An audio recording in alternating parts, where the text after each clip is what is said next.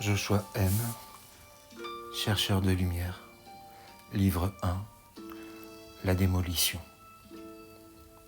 Introduction.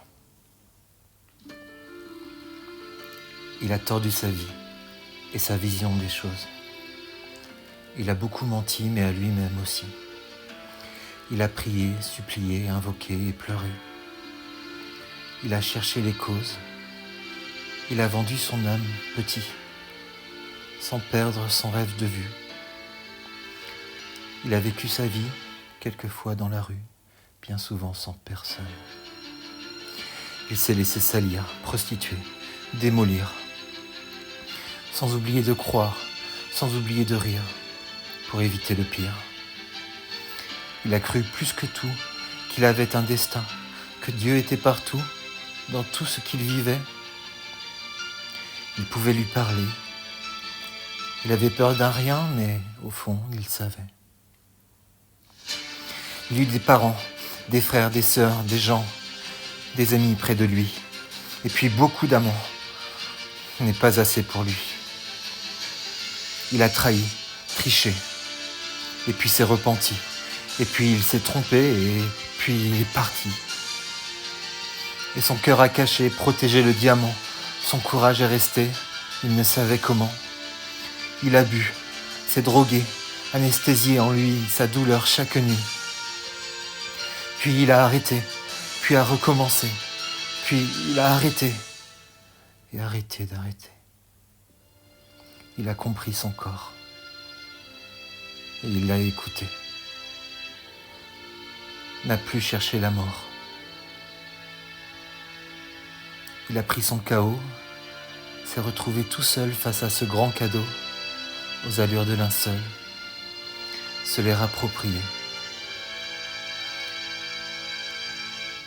Et puis, il m'a cherché, au plus profond de lui, comme on cherche la paix, comme on cherche un ami. Et puis il a écrit. Il se souvenait de tout. Il a presque tout dit et est presque devenu fou. Et puis il est parti.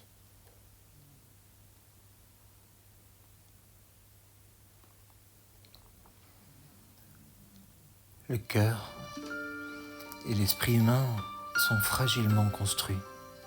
Le système est nerveux, les cellules paresseuses. Une histoire comme la sienne n'est pas pour les dormeurs, les fatigués du corps, de l'esprit et du cœur. Il n'est pas important qu'il ait dit quoi et quand. Ce qui compte, c'est pourquoi. Ce qui compte, c'est comment. Je suis libre à présent. Il a tenu pour moi, pour que je sois vivant.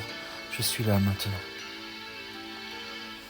Le lien qui nous unit est bien moins important que tout ce qu'il a dit sur sa vie, ses tourments, ses abysses et ses peurs, ses croyances et ses leurs, ses délices, ses richesses, ses troubles et ses faiblesses, sa force aussi, sans cesse. Il a trouvé des clés dans ses verrous tournés, la joie d'être lui-même, de s'être libéré.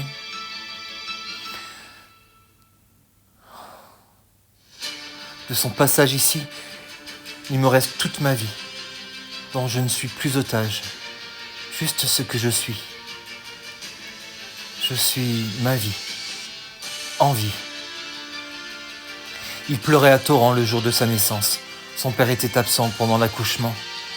Il est né de parents encore enfants eux-mêmes, au milieu d'orphelins dans un vieux HLM, d'une famille sans aisance, habituée au sordide, aux scènes de violence et banalisant le vide. Ce fut là qu'il est né. Son premier souvenir remonte à ses 20 mois.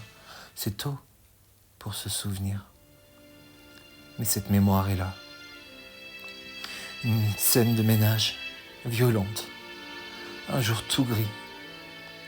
Il a senti la rage, s'est caché sous un lit. C'est là qu'il vit la peur, le visage de l'horreur, le joug de la terreur. Il l'a gardé au cœur presque toute sa vie.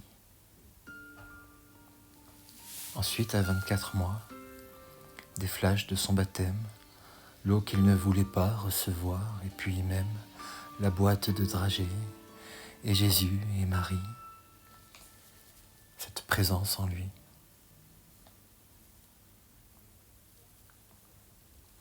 Son premier jour d'école, ses amis, tout petits, l'odeur des pots de colle et Nana Mouskouri. La voix de cette femme, pendant la sieste en classe, le rêve qu'elle lui donnait d'être un jour à sa place. Il a tout raconté, il peut se reposer, car ce livre est écrit et maintenant je vis. Je ne peux pas oublier, mais je peux vivre libre, la conscience pacifiée.